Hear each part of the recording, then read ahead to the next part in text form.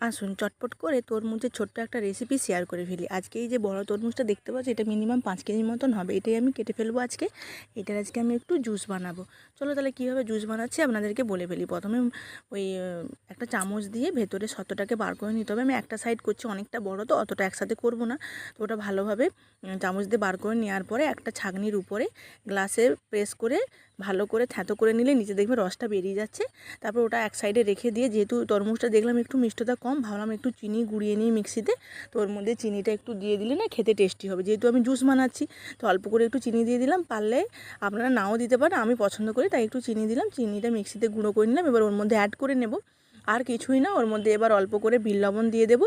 Bit লবণ দিয়ে দেওয়ার পরে মেন জিনিস যেটা হচ্ছে বরফ। একটু ঠান্ডা ঠান্ডা না হলে তো আর ভালো লাগে না, তাই একটু বরফ দিয়ে দেবো গ্লাসের মধ্যে। দিয়ে এবার ঠান্ডা ঠান্ডা গ্লাসের মধ্যে সার্ভ করে নেবো। তাহলেই হয়ে গেল তরমুজের জুস। আপনারাও কিন্তু ঝটপট করে নিন, এই গরমে কিন্তু দারুণ লাগবে খেতে।